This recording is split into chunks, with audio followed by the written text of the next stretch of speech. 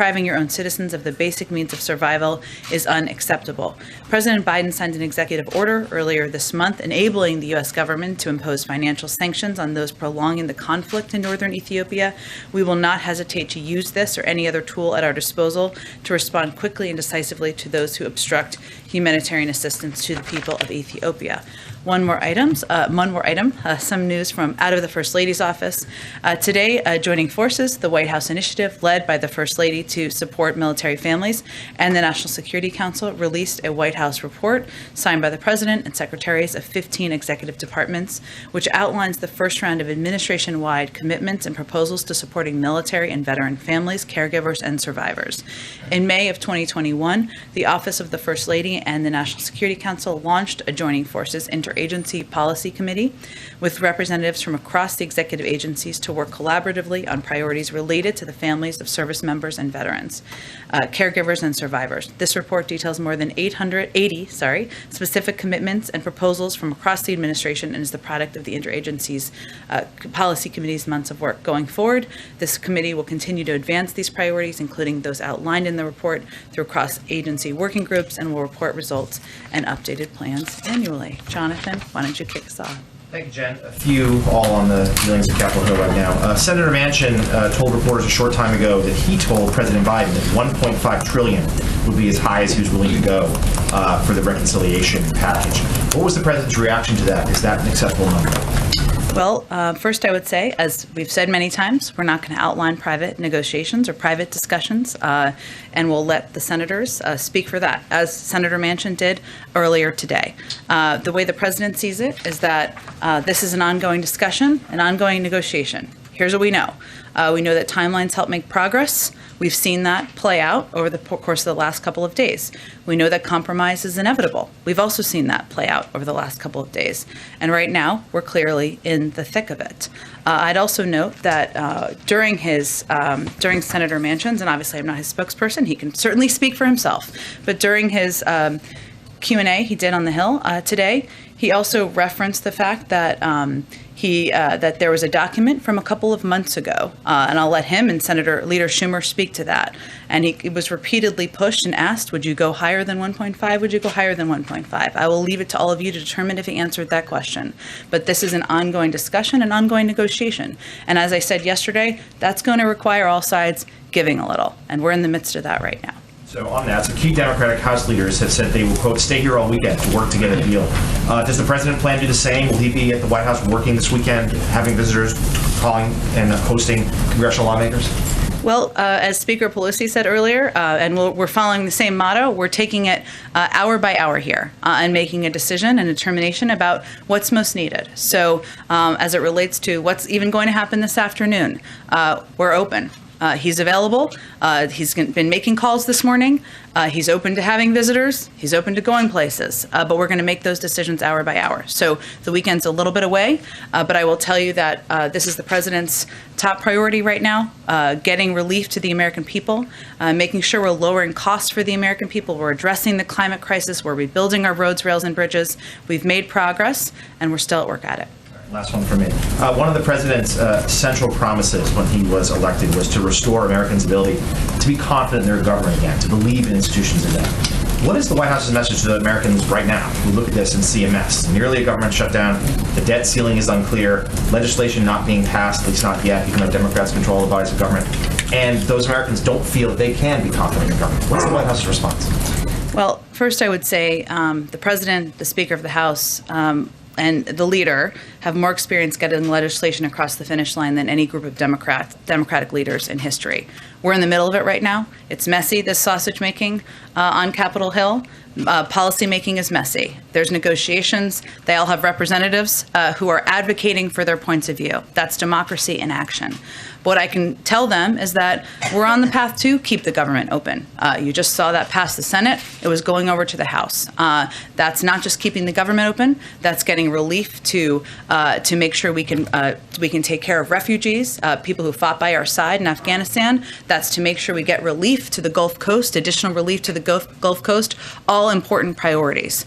And we would also tell them that the president is going to stop it. He's going to use every lever at his disposal to fight to get this legislation passed, these two pieces of legislation that will have make historic investments, and he's doing it because he wants to have an impact on their lives. But these type of packages, not a lot of precedent for them, but he's going to work at it. He's going to get it done. That's what he would tell them. Go ahead. Does the president see any strategic value in a vote failing on the House floor?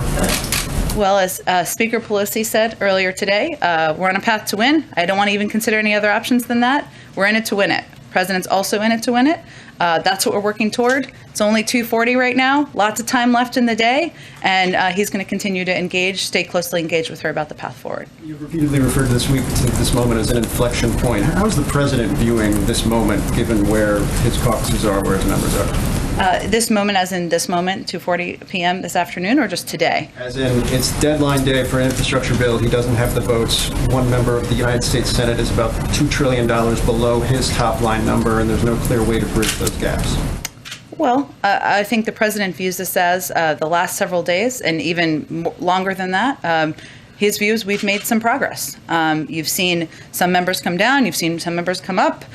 You've seen active negotiations. He's obviously been hard at work at them himself. And what we clearly see is an agreement about the need to get this done, whether it's the infrastructure bill or the reconciliation package, which has key priorities for the president. Key priorities, I think the speaker referred to it earlier today, as the cause of her, as her public life, as her time in public life. That's a bit of a paraphrase. I'll leave you to her words. So, look, he sees this moment. He knew that as we got closer to self-imposed timelines, which are important, often these timelines can help make progress. We've seen progress made. That more members would be out there advocating for what was important to them. That's happening. We would hopefully see more willingness to compromise. That's happening too. We're hard at work, and he's been through this before, so he's not too thrown off his game on it. And then just one quick last one. Do you guys see a possibility of some type of framework agreement that could unlock the infrastructure vote today? That's what we're working towards. Go ahead. Thank you, Jim. You talk about self-imposed timelines as opposed to the other real timelines for debt ceiling and the CR.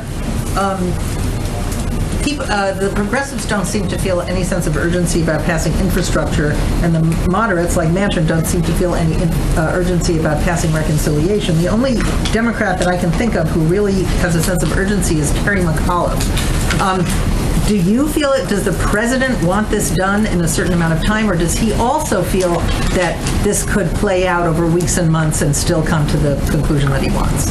Well, as I said a little bit earlier, we know, and the president knows from his time in public office, that timelines can help make progress. That's often how legislating happens on the Hill. And as the speaker, we would disagree with that.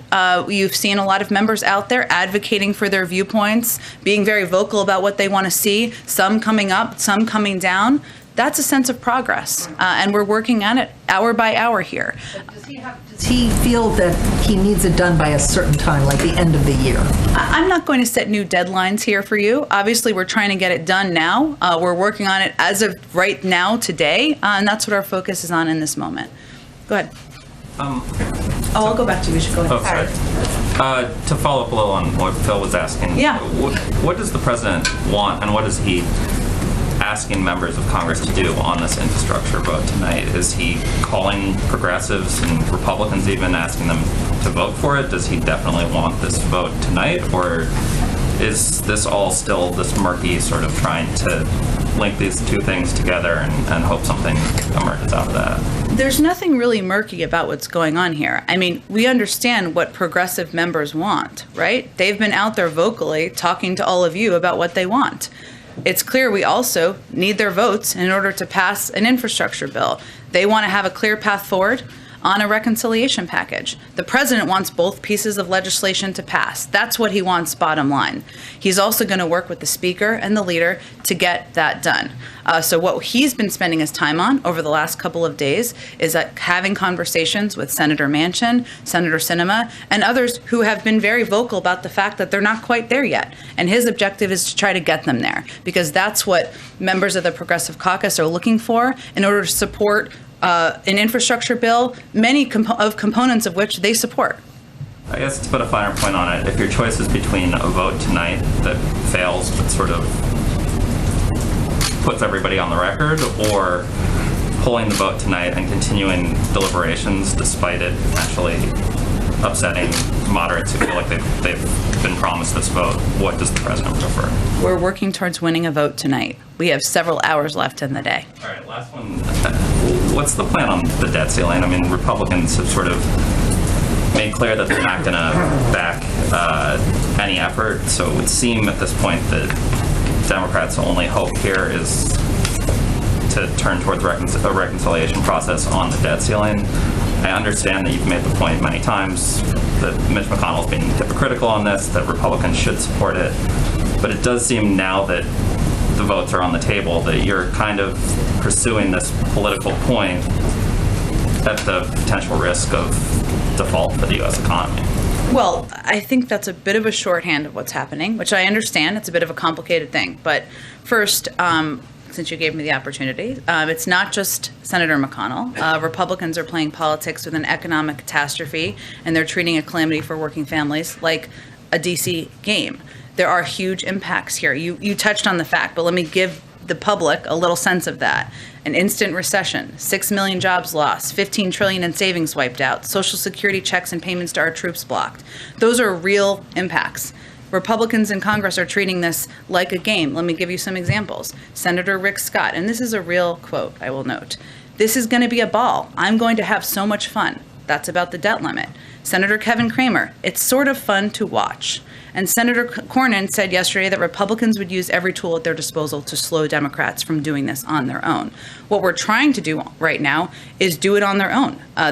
Do it on our own. That is what Leader Schumer is working to proceed, working to move forward on. And obviously, as you know, Republicans have blocked that effort. Of course, we're going to continue to press. We're not going to let up on that, on Republicans to do what's responsible, to protect the full faith and credit of the United States, as has been done 80 times in the past. We've also been working to do it on their own. We're going to keep working with Leader Schumer to get that done. But you're not going to ask for Democrats to push on reconciliation? I'm not going to get into additional mechanisms here. We're going to continue. I don't think we're not going to, nor should anyone let Republicans off the hook here. So we're going to continue to press them on it. One of the things that Senator Manchin said today was that the concern that he has around the 3.5 number is about how it would impact inflation in the economy. And I'm curious what the White House thinks of that concern and what you've done to allay that concern. Well, we've conveyed privately what we've said publicly, and what many, many economists have also conveyed publicly, which is that what these packages will do is they will address inflation and costs over the long term. That's one of the core reasons that people should be supporting them. So if you are concerned about inflation, that's exactly a reason you should support these packages. And would the president sign a reconciliation bill that does not include negotiating on drug prices? The president has obviously proposed that. He feels strongly about the need to make prescription drugs, I should say, more affordable to the American public. I'm not going to negotiate further from here. One other thing, just on a different topic, Jake Sullivan's conversations in Saudi Arabia. Did rising oil prices come up in those conversations? What was his message to the Saudis about alleviating some of the concerns that people have as they're paying $1 more for gasoline now than they did a year ago? Yeah, so I know someone asked about this the other day, and obviously the focus of his trip was on Yemen and working with the Saudis on Yemen. And our Tim Lenderking joined him in those meetings, who's our envoy to Yemen, to kind of figure out the path forward. He was, obviously the price of oil is of concern. We have been in touch with OPEC, and I believe it was going to be raised, but I haven't had a chance to get a readout beyond that. I can try to do that for you after the briefing. Go ahead. Thanks, Jen. So putting Setting the top line number aside, Senators Manchin and Sinema have been very opaque about what it is they want and do not want in this reconciliation bill. Without revealing details, does the White House and the President have a clear understanding of what it is each one of them wants? We've had a lot of private conversations with both of the senators about what their priorities are, as they've said publicly, and I think as Senator Manchin said publicly today, what their priorities are and what that looks like in a final package, that's still an ongoing discussion. Are they asking for the same things? Are the two of them on board with the same? I'll let them speak for their priorities and how they line up with each other. And then to build on what Justin was asking about, Sure. decoupling these two. Yeah. Is the president worried at all about eroding trust with Republicans who signed on to the bipartisan deal after he reassured them that it would not be conditional on reconciliation? Well, let's remember what's actually going on the Hill here. Republicans in the House, led by Kevin McCarthy, are opting to vote against rebuilding roads and railways and bridges, despite the fact that the package was sent over with the support of 69 senators. So I think if you're asking about trust or whether people are delivering for the American people, you should direct it at Kevin McCarthy. Go I'm ahead. asking because the progressives have made so clear that they refuse to vote on infrastructure without a vote on reconciliation first. Why doesn't the president ask them to treat them separately? Well, I think To treat the two bills separately? the president has made clear both are his priorities. He's also made clear he wants to get them both across the finish line. What we're talking about now is the legislative process and how you get the majority of votes to get both of them done. And that's what he's working to negotiate and working to unify the caucus around. Go ahead. One more on a separate topic. Sure, go ahead. The National School Boards Association has sent a letter to the president asking for help from federal law enforcement agencies because of the violence and the threats that they're seeing across the country. Has the president received that request, and are you considering offering that help? Well, first, let me say we take the security of public servants and elected officials across the country very seriously. And obviously, these threats to school board members is horrible. They're doing their jobs. Obviously, there are going to be different law enforcement authorities that will be related to each community and where this is happening. So we'd certainly refer you to them about any specific threats, and we'd encourage individuals to report any threats they face to local and state law enforcement agencies. And we're continuing to explore what more can be done from across the administration. But again, a lot of this will be local law enforcement and how they can help ensure these school board members feel protected. Go ahead. Thank you, Jen. Has the president at all lost control of his party? Depending on which perspective you're looking at this from, some people say that it appears that progressives are running the show, they're banding together and making their demands. Other people are saying, looks like Joe Manchin is playing president. So who is in charge? Well, this is how democracy works. I know it feels foreign because there wasn't much that happened over the last couple of years, but how it works is the American people elect their elected officials. The President of the United States puts forward a bold and ambitious proposal, and then everybody negotiates about it. And they have different points of view. That's how democracy should work. We're in the midst of it right now. We're not trying to paint over how messy it looks from the outside. We know that. But what the good news is that there is agreement that among most Democrats, if not every single one of them, that we need to get something done, that we need to do more to rebuild our roads and railways and bridges, that we need to cut costs for the American people, we need to address the climate crisis. There's agreement on that. Now we're in the nitty-gritty details, which is very important, but that's the end stage of this process, and the American people should know that that's what the president's working on. I want to follow up on Ouija's question. So if the bipartisan bill fails or is stalled or doesn't happen today, it would appear that these two bills, the reconciliation and the infrastructure, are linked. And the president, made statements that Republicans should be able to vote for the bipartisan bill on its merits. He stood in front of the White House with a group of Republicans who negotiated that infrastructure bill. Is there a message that he has to those Republican senators who voted to pass that bill on its merits, that this bill is somehow not linked with the reconciliation because of what's happening in the House? Well, if we're working towards victory here and a win. If it doesn't pass, it's because it doesn't have enough votes. I think Republicans in the Senate understand that and know how this process works. But that's what we're working towards now. That's what the president's been making phone calls about. That's what we have his schedule cleared for this afternoon. And I'm not going to make a prediction of what the outcome will look like several hours from now. The vice president, and she was a senator as recently as this year. Yeah. Why isn't she on the Hill helping to broker this deal? Well, the vice president had the CBC over, the CHC last week. She's been making calls herself, just like the president. If it's constructive for her to go to the Hill or for him to go to the Hill to have members down here, they'll do that. We're ready and willing. This is our top priority, all hands on deck. But a lot of what's happening right now is discussions at a staff level, a senior staff level, to get through these intricate details, and that's where the focus is in this moment. Go ahead, Kelly. Since we haven't seen the president much publicly this week, and you talked about leaving room in his schedule, can you paint more of a picture of what's happening behind the scenes? Are these calls happening from the Oval? Is he inviting guests to the residence? Does he have a whiteboard with his own whip count? Can you give us a picture of what I like it looks that like visual. down there? I would say he does not have a whiteboard with a whip count. I can assure you he's more of a paper and pen kind of guy.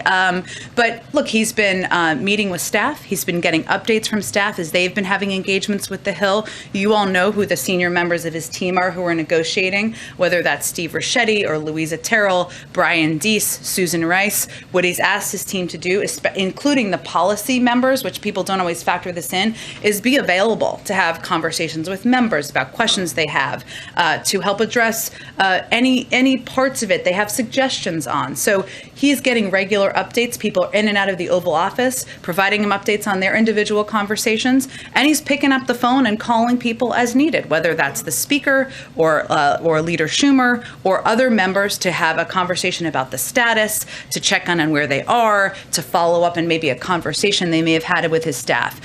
These conversations are happening from the Oval Office, but certainly he does some from the residence. Depends on what time of day it may be. And are you running your own whip count, or are you relying on Hill resources to do that?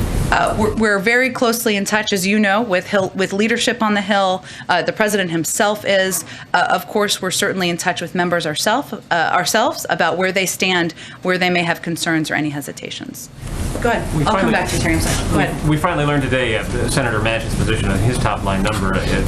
Senator Schumer's been aware of it since late July, and Senator Manchin said that he told the president already this $1.5 trillion number.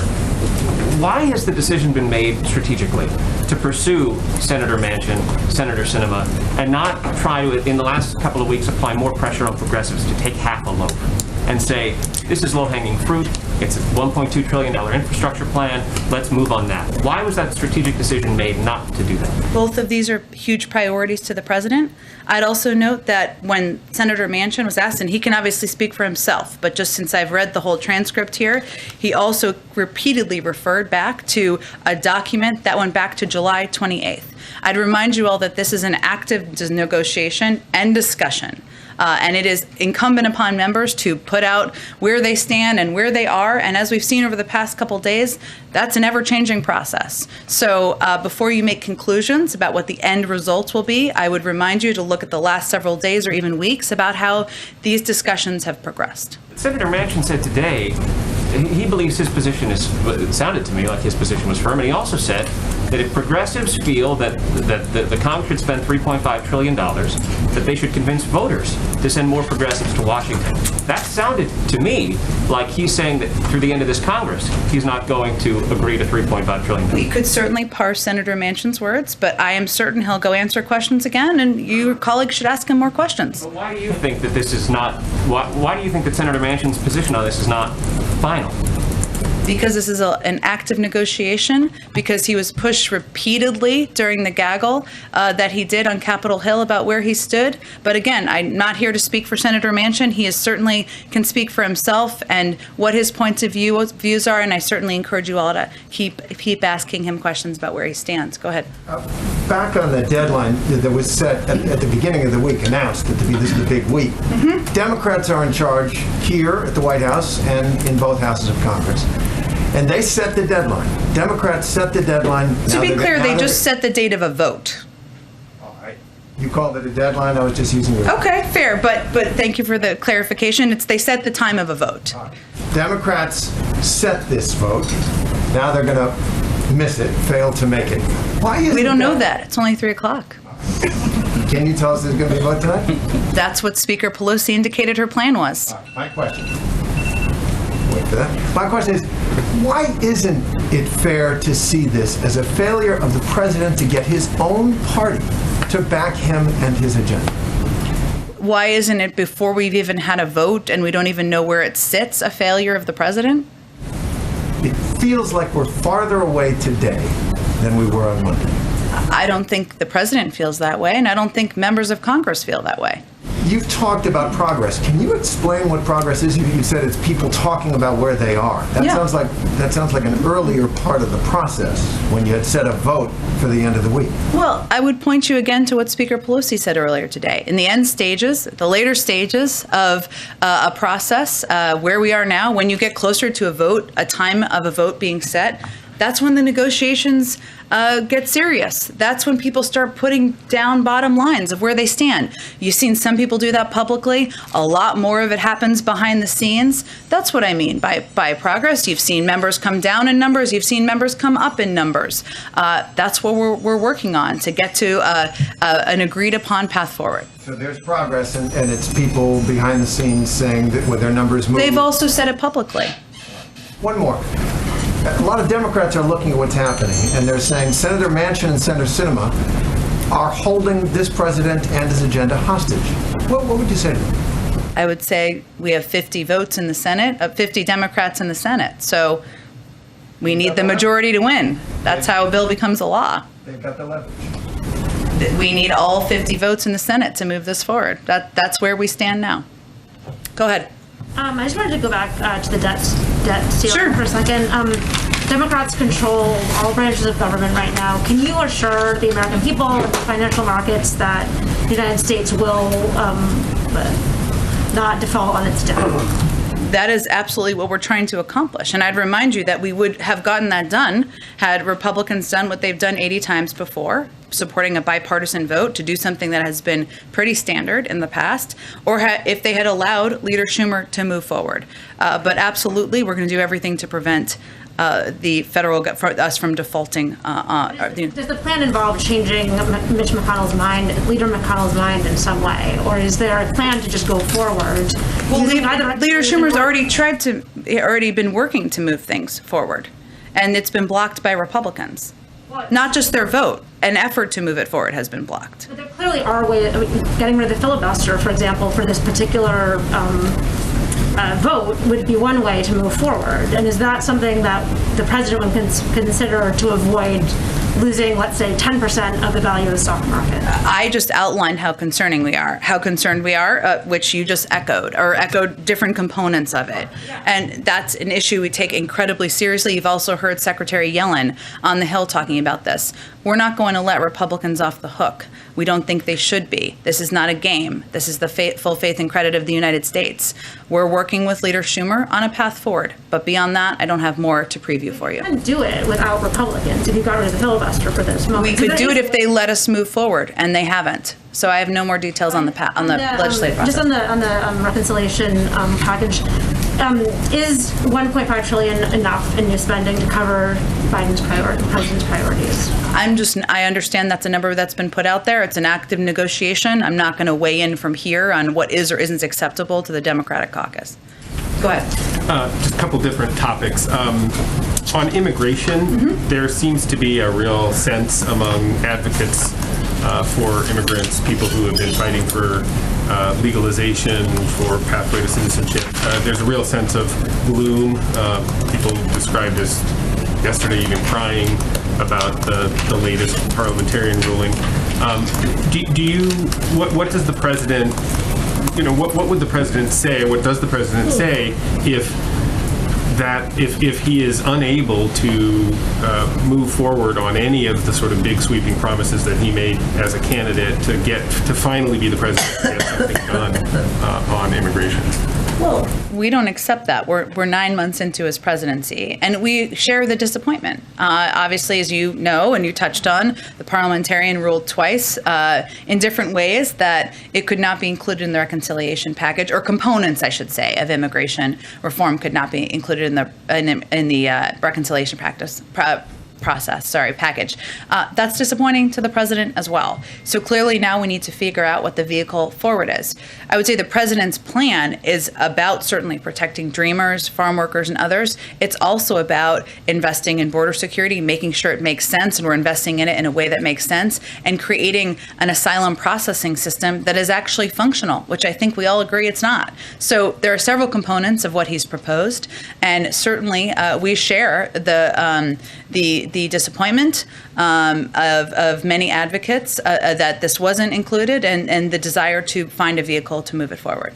On one other separate topic, there have been a number of issues in the last, say, several weeks in which advocates, allies of the president, are describing him as Trump-like.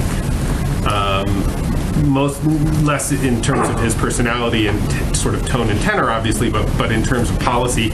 Even today, Representative of the Cuban government describing the frustration with the president continuing to maintain Trump-era policies vis-a-vis Cuba. What's the president's reaction, and does he accept that in some areas of policy he is in agreement with the former president? So just for the sake of argument here, not argument, but discussion, beyond the representative of the Cuban government who... Afghanistan, immigration... well, but who? Who were we talking about here? Who's saying that the president's like Trump? Oh, I mean, I could find you quotes. There have been quotes in our paper and quotes in lots of folks have, depending on the issue, whether they are immigration advocates or, folks in the Afghanistan who sort of watch Afghanistan. There have been numerous on-the-record descriptions of the president embracing, and it's actually in some ways just a factual thing, right? But like on what policy? On what policy, sir? I don't. You can name people, or what specific policies? Well, I mean, for example, Afghanistan would have been the maintaining of the former president's decision to withdraw troops. On immigration, it's in maintaining Title 42 and keeping Title 42 in place. I mean, they're... Submarine. Which one? The submarine. Yeah, the president was compared to Trump. To Trump. Well, that's the French foreign minister compared him to Trump in terms of how he handled the AUKUS negotiations. So, look, I take each one of these. On Afghanistan, the former president struck a deal without the Afghan government that we heard the military convey yesterday led to the demoralization of the Afghan security forces and the Afghan government, where he also released 5,000 Taliban fighters into Afghanistan. I would say the president took a pretty different approach than that in ending a war that the former president didn't end, something the American people strongly support. As it relates to AUKUS, I'm not even sure what that's referring to in terms of what they're comparing. The president worked with key partners, Australia and the United Kingdom, to come to an agreement that would help provide security in an important part of the world, in the Indo-Pacific. A priority that, frankly, getting out of the war in Afghanistan leaves space for us to spend more time addressing. What was the last one? Immigration? Immigration, Title 42, tariffs on China. I mean, there's... Title 42 is a public health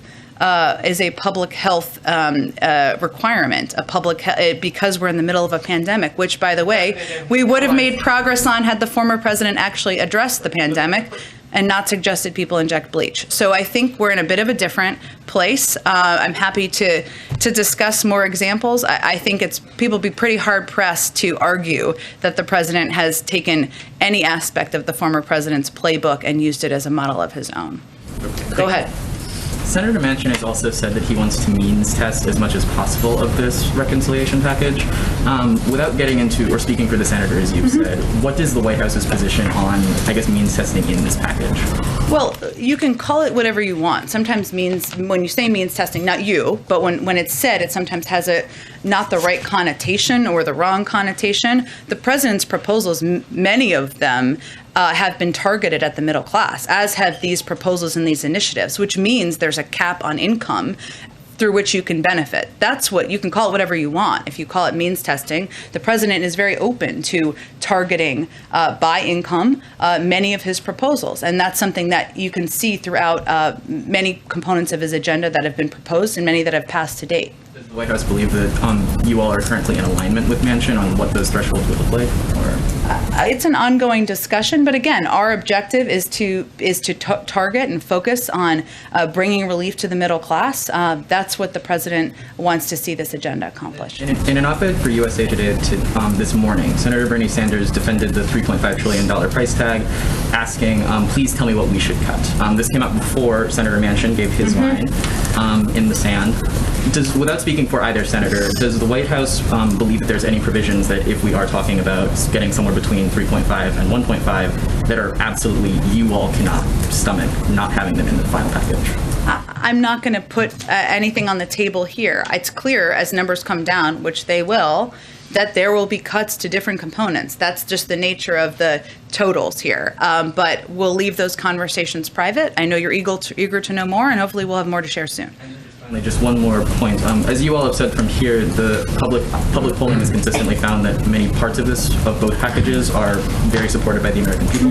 The American people are also very consistently pessimistic about action in Washington. So but ahead of what we're going to be seeing, whichever way this vote goes tonight, what is your message to the public as they look at the ongoing situation in Washington about what is your message to the American people as they look at, as you've said, a messy situation, the chaos of democracy? We hope we can prove them wrong.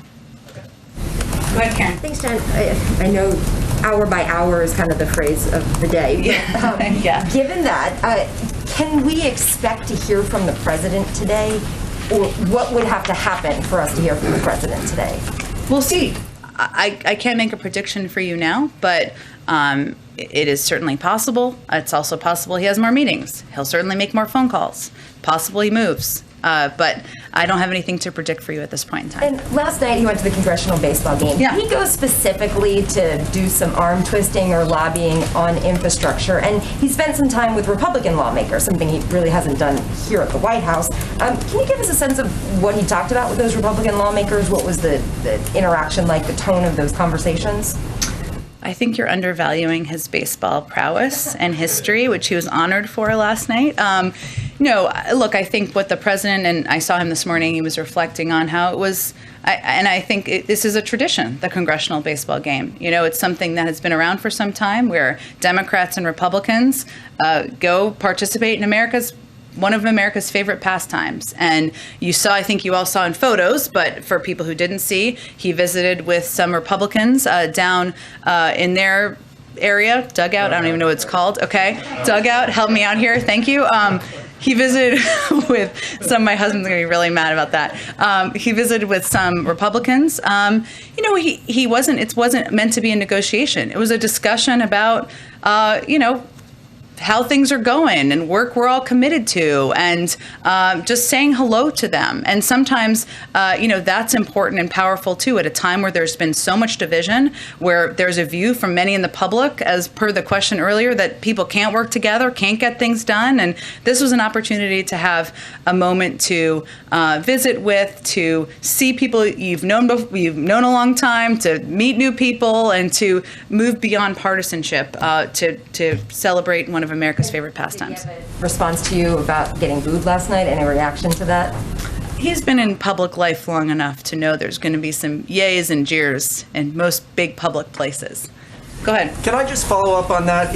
In some ways, does his visit and the rituals of getting together sort of prove the point that the FaceTime doesn't work? I mean, you referred to Leader McConnell and the Republican Party not willing to raise the debt limit. He's had plenty of FaceTime with Leader McConnell for decades. Maybe it just doesn't matter, and people are going to do what their political interest or what they believe their political interest tells them to do? Well, this is how the president views it. You're going to have strong disagreements, as he does with Senator McConnell, about how he's approached the debt limit. You're also going to have areas where you may come to agreement on, as they do on infrastructure and the importance of rebuilding our roads, our railways, and our bridges. And it's important to maintain lines of communication and discussion to figure out where you can work together. That's also how he views and approaches diplomacy. We can call out and publicly and argue strongly privately issues we have with foreign governments. But we also sometimes still look for ways, most of the time, for ways to work together. That's been his approach. I would say that given the infrastructure bill passed with 69 votes, that's evidence of it working. Go ahead. Thank you, Jen. You mentioned at the top that on September 17, the president signed an executive order authorizing sanctions to be used against those undermining peace in Ethiopia. But right now, it doesn't seem the Prime Minister of Ethiopia, Abiy Ahmed, is interested in peace. He refused to meet with Samantha Power when she was there. He's expelling UN staff from the country. He's taking all the steps that prove that he's not interested in peace. Why not take the sanction now? Why not impose the sanction now? Or take more drastic action against not just him, but also the president of Eritrea, who still have troops inside Ethiopia? Well, absent clear and concrete changes, we will. We're preparing to take aggressive action under this executive order to impose targeted sanctions against a range of individuals and entities. What we're communicating to the parties on the ground is that we must see meaningful steps within weeks to initiate discussions to achieve a negotiated ceasefire, allow unhindered humanitarian access, and ensure respect for human rights. Absent significant progress, we'll take action. And we have the methods to do that. That's why I talked about the executive order. And then on Guinea, we've had so many coups in Africa. The president of Guinea has been overthrown, the president of Mali has been overthrown, and we just had the prime minister of Sudan who just survived a coup attempt. And the president promised to defend democracy around the world. Is he failing in that promise? He doesn't expect that to be accomplished in 9 months. He expects that to be accomplished over the course of time for advocating for democracy, for human rights, for imposing steps when warranted, and as we are considering right now in Ethiopia, and obviously by having a strong national security team that can convey this on his behalf when he cannot. Go ahead. Thanks, Jen. Go ahead. I'll come back to you next. Thanks, Jen. Just to follow up on Mike's question on what the Cuban foreign minister said, just to be specific, said it's a pity that President Biden couldn't implement his own policy toward Cuba. And I just wondered if you had a specific response. I don't. And there's a U.S. delegation, top officials going to Port-au-Prince. What's the goal of that visit? Yeah, I have some details on this, including who is going. So let's see. So what they're doing, when we feel it's pretty pivotal to have high-level officials from here engaged and traveling back and forth to Port-au-Prince to have discussions with actors across the political spectrum to see what we can do to help support dialogue and development for the Haitian people. We know it's a clearly profoundly challenging time on the ground, and it's crucial that we meet with a range of stakeholders to help move this process forward or help support the process moving forward in a way that's in the interest of the Haitian people. So this is really an effort to be engaged, to be on the ground. I can tell you, and you may know this already, that our newly confirmed Assistant Secretary for Western Hemisphere, Brian Nichols, is on this as a part of this delegation. Our NSC Senior Director for the Western Hemisphere, Juan Gonzalez, are there. They're meeting with civil society groups, political stakeholders, the Haitian government, and they're, of course, as I noted, discussing a Haitian-led process charting the path to democratic elections. But that's the focus, as well as discussing how we can continue to help provide support for the migration response, security, recovery from the earthquake, and the COVID pandemic. Last question. The Secretary Mayorkas had said he expected the results of an investigation on the Border Patrol officers on horseback by the end of this week. What's the status of that investigation? I know he said that. As I understand, it's still on track, but I would really point to the Department of Homeland Security on any update. Brian, why don't we go to you last? Thank you very much, and I appreciate it. I wanted to ask what the president's reaction is to Democratic lawmakers calling on him to lean more on Senator Manchin and Senator Sinema. What is the president's reaction to that? Well, I would say first the president's reaction is he was in the Senate for 36 years. He knows, as does Speaker Pelosi, Leader Schumer, what it takes at this point in negotiations. They've probably done this more and more successfully than any combinations of Democratic leaders in history.